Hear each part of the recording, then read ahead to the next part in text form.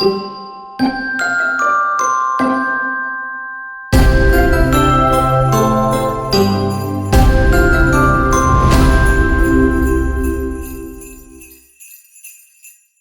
back everyone, it's day 16 of our CADvent series, and today we're back in Autodesk Inventor looking at how we start to bring everything together. So far we've looked at how to create sketch, constrain those sketch, do our first features like revolve and extrude and sweep and loft. And now what I want to do is bring those skills together and create some parts and then assemble them together so that we create or start to create an assembly. Again, we're fairly pushed for time in these videos. We like to keep them short and snappy. So we're going to create two very simple parts and then we will move forward from there. So what we're going to do is elf myself into the corner and share my screen like so. And I'm just going to create a new part file. When you're creating assemblies in Inventor, you can create the assembly first, then all of the parts, a top-down approach, or we can create all of the parts and then create the assembly, a bottom-up approach, which is what we're going to do in this example. What we're going to be creating is the head and the torso of a small building brick figure. No names mentioned, but I am a big fan. And this just means we've got something fairly simple, a simple revolve around a center line for the head, and a couple of fillets, a couple of extrusions, so on and so forth for the body. We'll create the torso and the head and then constrain them together into an assembly. So let's go ahead and start a sketch. Doesn't really matter what plane you use. I'm going to pick the XY front plane. I'm going to go straight into my line tool and I basically want to draw half of the profile. So I'm going to eyeball this first of all and then we'll add the dimensions afterwards. So I'm going to click my origin point first of all to get started. I'm going to come up a non-disclosed amount. Again, I'll just do this by eye to begin with. It needs the stud on the top of the figure's head.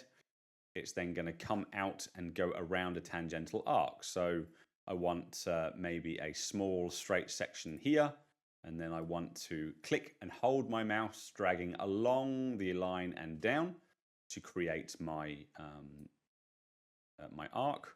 We're going to come down again, another sort of non-disclosed amount for now. We're going to click our mouse, click and hold and gesture another arc. This arc is going to be a little bit sharper than the one above. Something that looks like that is fine. And then finally, we're going to come along a little bit along the bottom and click before coming down and in line with the origin like so. So we've created a single closed loop. And then what I'm going to do is add a couple of dimensions to start constraining this down. So I know that the stud here, the overall diameter that I'm looking for is 5. So if I dimension between here and half of that, 2.5, the whole thing will scale down on that first dimension. And I really like modeling this way. It makes it a lot easier. So then top line to this horizontal line here, I want that to be approximately 2 mil, creating the stud at the top. From there, I know that I want the height of here to be approximately 1 millimeter. And I know that I want the overall size left and right of the entire head to be about 10 mil. So let's make half of it about 5 millimeters. We want to make sure that this line is tangent and this arc is tangent. So just go to our constraint tab, choose tangent, the line and the arc, like so. And then let's make sure we've got the overall height, which is going to be from the very bottom to the very top. And that's going to be about 12 millimeters. And that's probably about right. We don't really need much more than that. We've got a couple of dimensions are needed just to finish this off, but actually for the purpose of what we're drawing, this is absolutely fine. And one great thing about Inventor is we don't need that to be fully constrained. So we're going to finish that sketch now, and then we're going to choose revolve. Because we only have one closed profile, it's pre-selected. I'm going to select this edge here for our rotation, and it's going to pull that around 360 degrees. I'm going to say save, and I'm going to save this away. I'm going to call this brick head. Brick head, there we go. Call it brick head and press save. So there I have my first part.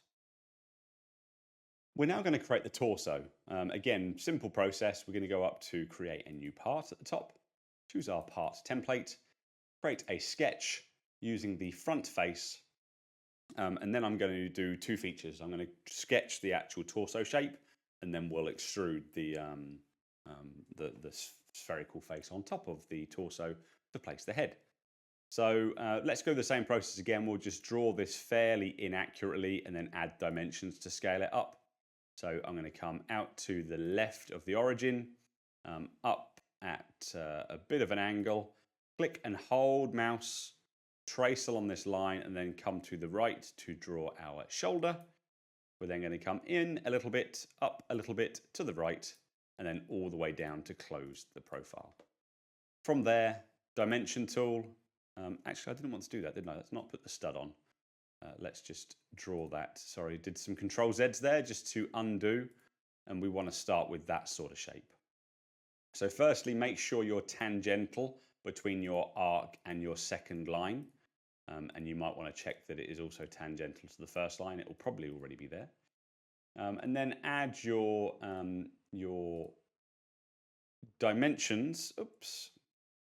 Close that loop here. Add your dimensions like so. So dimension from the top to the bottom of this torso is going to be 13 millimeters. And then we want to go from the center point of the shoulder to the center over here. We want to make that around 5.5. And then we're going to go from the top of the shoulder, sorry, not the top of the shoulder. We're going to go from the center point of the shoulder here to, no, we've done that one as well. Hang on, let me get my bearings. So we've got 13 from there to there. We've got left to right. We want 15 along the bottom, which is going to control the size of the angle itself. I'm not overly keen on that. It looks a bit sharp. So I'm just going to change that dimension to be from the left to this point over here. And I'm going to make that 5.5. No, I don't like that either. Let's go with my original plan, 5.5. It just looks a bit sharp. Maybe I'm just going to lower this down a little bit. Oh, of course, it's 15 divided by 2. So we want 7.5. My apologies. And then that is actually where it was a minute ago. What a mess. Let's go from this edge to the center, and that's going to be 5.5. There we go. That looks more like it. So we've got this point to the center at 5.5, top to the bottom at 13, and then center to the left at 7.5. That is absolutely fine. We're going to say finish. We're going to extrude that closed profile in both directions. And then under the pattern panel, we're going to choose mirror, select extrusion 1 and mirror it around its center to create our torso shape like so. From there, we're going to create a new sketch on the top face. We automatically get an origin point in the center. We're going to use that to place a center point circle, and that's going to be 5 millimeters in diameter. We're going to finish. We're going to extrude. We're going to extrude the closed profile upwards 6 millimeters like so. And that, for the purpose of this, is absolutely fine. We've actually got a bit of a gap under here. So if we were being really, really picky, we would also want to extrude the bottom of there. So you can sketch under there. You can right click and say slice graphics. You can project the existing geometry to get a circle where that geometry is. And then you can say extrude the whole circle, and I can say to next. That will extrude to the next face it touches and tidy up that work for us. So there is our simple torso. From there, I'm going to save it, and I'm going to call it brick torso and press save. So we've created our two parts. We now want to bring them into an assembly and assemble them together. So I'm going to say new file using the assembly templates here, I'm going to pick our standard assembly and click Create. Inside an assembly, we have the ability to place parts. So we're going to choose Place, and then I'm going to browse to my brick head and my brick torso and click Open. These components will be placed on my mouse, and I'm just going to click to place them down into my model. They will freely drag around like so. And what I want to do is I want to place these so that they are constrained and they work with one another. So the first thing I might want to do is ground this component and constrain it so that it is aligned to the origin of my assembly. The easiest way to do that is to constrain the torso origin planes to the assembly origin planes. A constraint is where we take two components and constrain them together. We can also use joint if you would rather. Joint is maybe a more modern way of working. I'm going to show you both. So for this first example, I will use constrain and then I will show you joint. Constrain, the ones we're going to be looking at are mate and flush. Mate takes two components and mates them together. Flush takes two components and aligns them face to face. So I'm going to choose mate, and I'm going to say that I want to mate the YZ of the assembly with the YZ of my torso. Press apply. I then want to mate the XY of my assembly and the XY of my torso. Finally, I want to flush the constrain as a flush, the XZ and the XZ. Press apply. This component is now locked. I can't drag it around. And I can also right click and say it is grounded, which pins it in place as well. So I have a constrained torso shape and I have an unconstrained head. With my head, I can go to the joint tool, and a joint allows me to make selections and join them together. Simply put, I want the bottom face center to align with the center point and this face here. So if I pick this face, center, aligns to this face, you see how I can move my mouse and it defines where the highlighted point is. I want the center point. It will move the two together, wiggle them around a little bit and then stop to show you that it's locked in place. It's going to create a rigid joint which can't move. I could make a joint that is cylindrical, which means we still have rotation and vertical movement. I could create a joint that is rotational, that allows it to just spin. In my case, I'm going to do just that, because these brick heads, you can spin them quite freely, but you could also create a rigid one. It really doesn't matter. You can flip the direction if you got it wrong. You can change the, alignment planes if you want to. You've got quite a lot of control dependent on exactly what you're looking at doing. Once you're done, press OK. If you try and drag the head now, it will be physically stuck. It's now constrained together. And there we have it, your first assembly with two parts. They're not massively accurate, but they are constrained and joined together, and Inventor is starting to give you that feedback.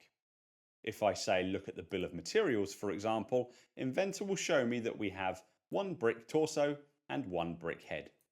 If I drag and drop another torso into the model, just by click, hold, drag, drop, and another head, click, hold, drag, drop, and maybe a third head, the bill of materials will be updated to show that we have 3 heads and 2 torsos. And again, we could constrain these two together, and then we could constrain these two together, so on and so forth. That's a whistle-stop tour of creating assemblies inside of Inventor.